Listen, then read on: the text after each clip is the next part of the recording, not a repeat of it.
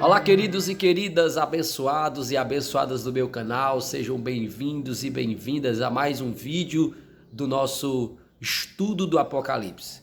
No capítulo de hoje, nós iremos continuar no capítulo 2, mas a partir do versículo 8 estaremos estudando a segunda igreja citada no capítulo 2. Se você ainda não é inscrito no canal, se inscreve aqui embaixo, ativa o sininho, dá o like, compartilha, deixa o teu comentário, tá bom? Vamos orar a Deus, pedindo a Deus a sua ajuda no bom entendimento da palavra.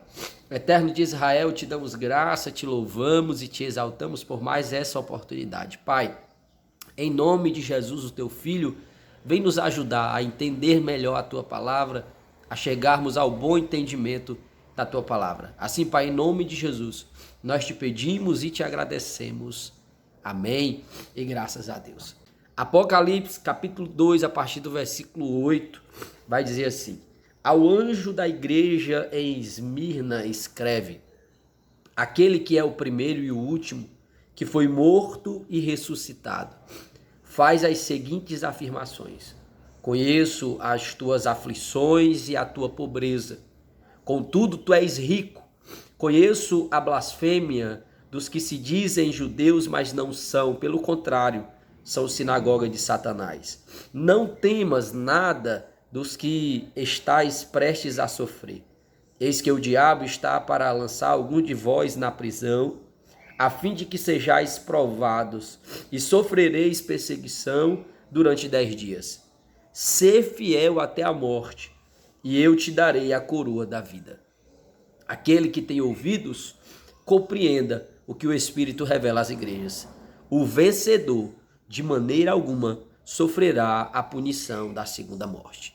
Amém, queridos? A igreja de Esmirna, e aí você já pode anotar aí, a palavra Esmirna significa cheiro suave, aroma suave. Você já pode aí colocar aí essa curiosidade, tá? Do nome da igreja de Esmirna. Significa cheiro suave, aroma suave, agradável, ok? Então, queridos, como eu já expliquei, ao anjo da igreja, ao pastor da igreja em Esmirna, escreve: Aquele que é o primeiro e o último. Essa é uma expressão que mostra aí a importância, né, o poderio da pessoa bendita de Jesus Cristo, né? Que ele foi o primeiro e ele é o último. É uma forma de mostrar a sua soberania sobre toda a criação. Aquele que é o primeiro e o último, que foi morto e ressuscitado, porque Deus, o Pai, o ressuscitou, ok? Faz as seguintes afirmações: Conheço as tuas aflições. E aí, mais uma vez, eu quero te lembrar aqui, eu quero trazer a tua memória para dar uma carga de ânimo na tua vida, nessa gravação, nesse vídeo, que o Senhor, ele conhece as tuas aflições, ok? Não deixa aí o inimigo, não deixa ninguém colocar na tua cabeça que você está desamparado, você não está sendo assistido por Deus, que Deus não está te contemplando na tua vida. Isso é mentira, tá? Você tem que ter a total certeza de que Deus conhece as tuas aflições, Deus conhece os teus dias de bênção, Deus conhece todos os dias da tua vida. Se somos igreja de Deus como Esmirna era, nós também estamos sendo observados, assistidos e também ajudados por Deus, ok? Então, Jesus, ele deixa muito claro aqui para João que ele tem observado, e ele não só tem observado, mas ele conhece as aflições da igreja de Esmirna. E aí ele vai dar detalhes: eu conheço as tuas aflições e a tua pobreza. E aí aqui a igreja de Esmirna, ela estava sofrendo essa pobreza porque, segundo os estudiosos, os nossos irmãos ali que decidiram seguir o evangelho, que foram convencidos pelo Espírito de Deus de que o evangelho era o caminho a seguir, essas pessoas começaram a sofrer algumas situações, como por exemplo, seus bens foram ali tomados só pelo fato delas terem começado a seguir o evangelho. Evidentemente, Esmirna também ficava numa região em que havia outras formas de religião e o cristianismo era algo novo chegando. Então, quando as pessoas ali começaram a se converter, elas começaram a sofrer algumas perseguições, algumas aflições, algumas situações ali difíceis. Então, o que é que acontece? Algumas pessoas começaram a passar ali por situações de necessidade, de aflição. Porém, Jesus diz algo aqui que eu acho tremendo, que quebra, que vai contra a lógica humana, principalmente hoje da sociedade, mas isso nunca foi diferente em outras épocas, em que as pessoas acham que ser rico é ter muitos bens. As pessoas acham, a sociedade taxa, que ser rico é ter muitas coisas. Porém, diante de Deus, ser rico não é isso. Como diz um amigo meu, uma frase que ele me disse, eu nunca esqueci, tem gente que é tão rico, tão rico, tão rico, que só tem o dinheiro. Tão pobre, né, filha? Tem gente que é tão pobre, tão pobre, tão pobre, que só tem o dinheiro. Mas isso seria um paradigma, não é verdade? Alan, como alguém é tão pobre, tão pobre, tão pobre, que só tem o dinheiro? Porque essa pessoa, se você for olhar, é uma pessoa vazia, é uma pessoa triste, é uma pessoa que aquelas coisas que ela tem já não preenche um vazio que tem dentro do seu interior. Porém, você vai lá no sertãozinho, na casa de um irmão, como eu já fui tantas vezes, que sua casa às vezes tem 2, 3 vãos. E ali ele não tem um transporte de luxo, ele tem uma motinha já aí do ano de 80, do ano de 70, que já não precisa mais nem ir atrás de documento, a placa ele não sabe mais nem onde anda. E aí você chega lá e você vê a alegria estampada no seu rosto. E você vê a satisfação, o quanto aquele homem é rico, o quanto aquele homem é cheio de fortuna. Por que, Alan? Porque Jesus deixa bem claro aqui, não estou fazendo apologia à pobreza. Se você é alguém que é guerreiro, trabalha, guerreira, trabalha, corra atrás dos seus objetivos. Mas o que o texto está querendo nos deixar claro aqui é que a primazia, o foco do nosso coração não deve ser nisso. Por quê? Porque Jesus está deixando claro que os irmãos em Esmirna estavam sofrendo necessidades, estavam passando por privações, mas Jesus está dizendo, vocês são pobres, mas na verdade vocês são ricos. Por quê? Porque se você perceber na continuação do texto aí, a igreja de Esmirna era uma igreja que se mantinha de pé. Mesmo vivendo essas situações, você vai perceber que a igreja de Esmirna se mantinha de pé. Ok? Vamos lá? Conheço as tuas aflições e a tua pobreza. Contudo, tu és rico. Conheço a blasfêmia dos que se dizem judeus, mas não são. Pelo contrário. Olha isso. Pelo contrário. São sinagoga de Satanás. Olha que coisa pesada. Olha que coisa tremenda. Conheço a blasfêmia dos que se dizem judeus, mas não são. Pelo contrário, são sinagoga de Satanás. Pessoas daquela época que se diziam religiosas, que eram judeus, ou seja, praticantes do judaísmo, mas que estavam praticando coisas que não mostravam, que não provavam que esses tais eram servos de Deus, mas que na verdade eram servos de Satanás. E aí, nós precisamos entender essa realidade. Tem muita gente que acha que está servindo a Deus só pelo fato de estar participando de uma determinada religião. Muitas pessoas se enganam. Ah, eu sou evangélico porque eu estou há 30 anos na igreja. Ah, eu sou judeu porque eu estou há 30 anos numa sinagoga. Ah, eu sou católico porque eu estou há 30 anos em uma igreja católica. Queridos, o que prova que servimos a Deus não é estarmos em uma religião. O que prova que servimos a Deus, queridos e queridas, é estarmos praticando a palavra. Ok? E um dos principais pontos aí vamos dizer, um ponto cardeal de sabermos se somos servos de Deus é se amamos o nosso próximo, é se não guardamos mágoa no coração, é se não... É só você observar a palavra de Deus. E aí eu volto a um assunto que eu sempre tocava lá na nossa série de Salmos, tá? Como alguém pode saber se está acertando se não conhece a Bíblia? Se não lê a Bíblia? Você lê a Bíblia? Não, Alan, não leio. Eu só escuto o que o meu líder fala. Pois é, você está correndo um grave risco de estar seguindo o ensinamento errado. Por isso que eu sempre peço, se você está me assistindo agora, abra a Bíblia e olhe na Bíblia se o que eu estou falando para você está escrito, tá? Por quê? Porque nós somos humanos sujeitos a erros.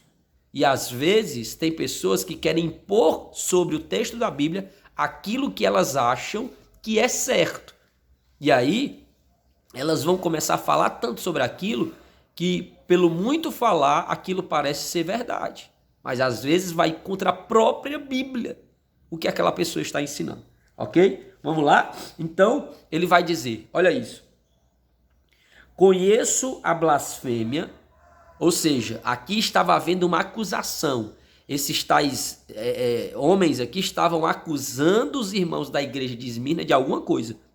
Eu acredito que no mínimo, no básico aqui, eles estavam acusando os irmãos de Esmirna de seita. Tá? Por quê? Porque se nós somos de uma determinada religião e esse grupo aqui é de outra, no mínimo eles vão estar chamando os nossos irmãos de Esmirna de seita. Isso é uma seita. Isso são uns blasfemos, e aí muitas ofensas. E aí Jesus vai dizer no versículo 10, não temas, olha isso, nada do que estás prestes a sofrer. E aí Jesus agora vem sobre eles com uma revelação futura. Jesus vem aqui advertir eles e encorajar sobre algo que eles vão passar. Não temas nada do que estás prestes a sofrer. Eles já estavam sofrendo, eles já estavam vivendo uma situação difícil e Jesus agora vem dizer que eles vão sofrer um pouco mais. E aqui, queridos, eu trago uma lição para a nossa vida. Eu trago aqui uma verdade, né? Claro que isso não é todos, mas a grande maioria hoje, como nós temos contemplado um evangelho fraco nos dias que vivemos.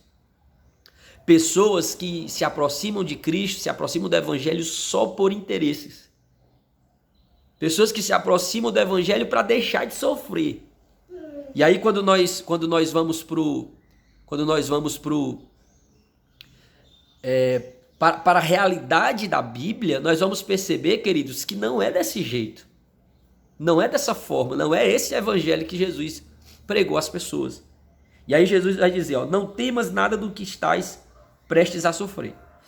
Eis que o diabo está para lançar algum de vós na prisão, a fim de que sejais provados e sofrereis perseguição durante 10 dias. Como é que a gente ia ficar se a gente soubesse que a gente iria sofrer aí uma perseguição de 10 dias e que alguns dos nossos irmãos iriam ser presos? E aí eu te pergunto como é que a gente ia ficar. Ora, se nós vivemos essa situação agora de pandemia, que houve decretos aí que fechavam a igreja, eu vi gente desesperada, dizendo que era já o fim do mundo, que era o anticristo, que o governador, que o presidente, que o fulano, que o beltrano. Imagina se houvesse realmente uma notícia concreta que a igreja seria perseguida por 10 dias e que alguns seriam presos. Como é que ia ficar alguns irmãos? Alguns iam ficar desesperados, outros iam ficar dentro de casa, outros iam se desviar, ia ser algo terrível. Por quê? Porque vivemos o evangelho desse jeito. Porém, nós vamos ver, segundo a carta aqui do Senhor à igreja de Esmirna, que essa igreja era uma igreja firme, era uma igreja que sabia o que estava vivendo e no que acreditava. E aí Jesus vai trazer aqui uma promessa poderosa para a igreja de Esmirna. Ele vai dizer, depois de que ele acaba de revelar o que eles vão sofrer, ele diz assim, ser fiel até a morte, e eu te darei a coroa da vida. Olha que coisa tremenda. Ser fiel até a morte, e eu te darei a coroa da vida. Jesus está dizendo que alguns deles vão ser presos, vão sofrer perseguição. E Jesus está deixando claro que alguns vão morrer. Porém, Jesus está dizendo, ser fiel até a morte. Não adianta você ser fiel por um dia, não adianta ser fiel por uma semana, não adianta se você foi fiel por 30 anos e se afastou da palavra dele. Queridos, nós temos que ser perseverantes até o final.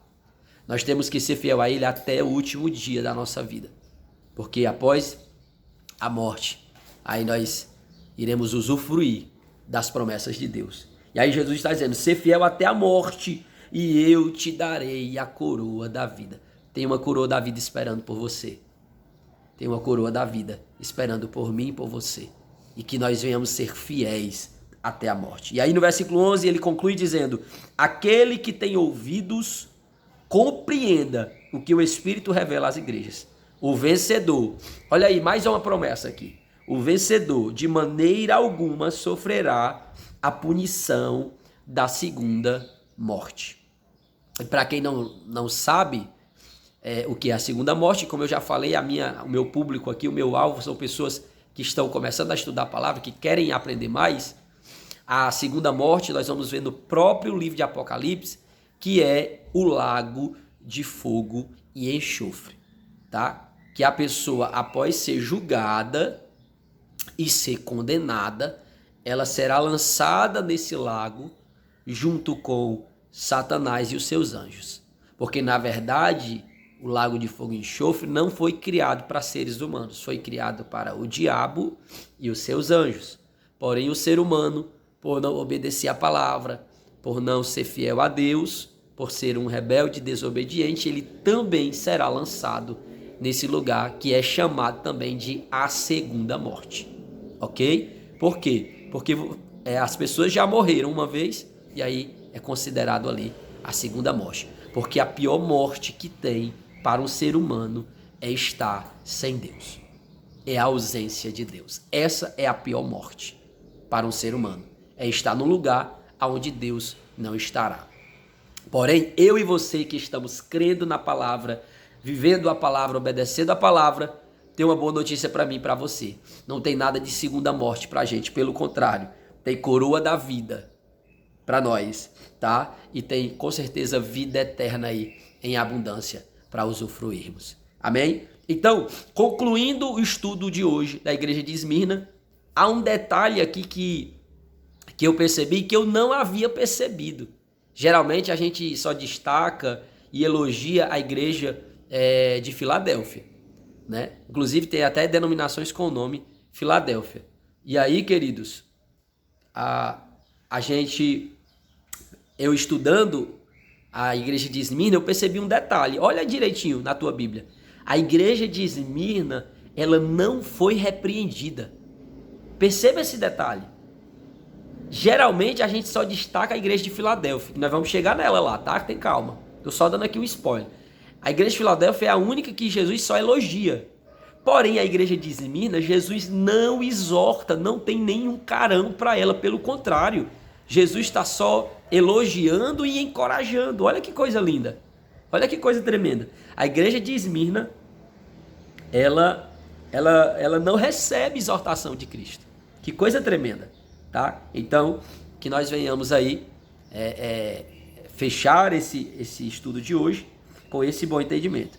A igreja de Esmirna era uma igreja que estava sofrendo aflições, era uma igreja que estava passando por privações, ela estava sofrendo acusações de um grupo de judeus que, na verdade, o próprio Senhor disse que eles não eram judeus, mas eles eram servos de Satanás. Com certeza, essa afirmação de Cristo aqui era por causa do seu comportamento, tá? Porque eu conheço alguns amigos judeus que eles concordariam que a pessoa ela não é judeu por dizer que é, ou por fazer parte de Israel. A pessoa é judeu pelo seu caráter, pelo seu comportamento. Assim como nós evangélicos também não podemos garantir que fulano ou beltrano é evangélico só pelo fato dele dizer que é ou fazer parte de uma igreja. O verdadeiro evangélico é aquele que segue os evangelhos de Jesus Cristo, ok?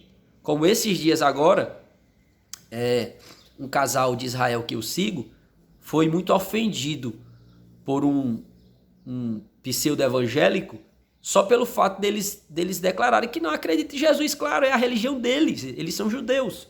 E o judeu, ele não acredita que Jesus é o Cristo, é o Messias. Isso nós temos que respeitar. E aí o cara ofendeu totalmente, e aí eu fui lá no direct desse casal e como evangélico eu disse, olha, essa pessoa está demonstrando com o seu ato que ela não segue o próprio livro que diz que segue.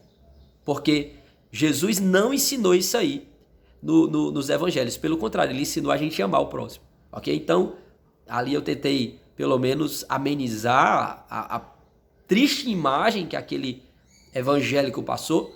Né? Por quê? Porque esse é um falso evangelho. Jesus não nos chamou para isso. Jesus nos chamou para pregar a palavra de boas novas. E não está condenando ninguém. Ok? Então essas pessoas aqui estavam fazendo isso. Então a igreja de Esmirna estava sofrendo aflição, passando necessidade. Porém Jesus chamou ela de rica. Você é rica.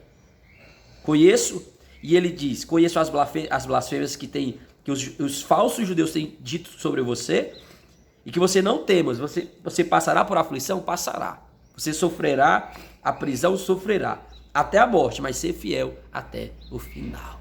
Amém? Que Deus abençoe a sua vida, e eu te espero no próximo vídeo, na próxima igreja, que nós iremos estudar, a igreja de Pérgamo. Ok? Que Deus abençoe, vamos orar agradecendo a Deus por mais esse estudo. Eterno de Israel, te damos graça, te louvamos, obrigado por mais um estudo, Senhor, mais um aprendizado. Aprendemos um pouco mais da tua palavra. E eu tenho certeza que alguém aqui está se identificando com essa igreja. Alan, eu sou essa igreja. Pai, eu sei que o Senhor vai estar aqui fortalecendo, vai estar dando direção a muitas pessoas aqui, através da tua palavra. Em nome de Jesus, eu te entrego todos que me assistem, que o Senhor derrame uma bênção especial sobre cada um. Assim, Pai, em nome de Jesus, nós te pedimos e te agradecemos. Amém. Que Deus te abençoe e até o próximo vídeo, se Deus quiser.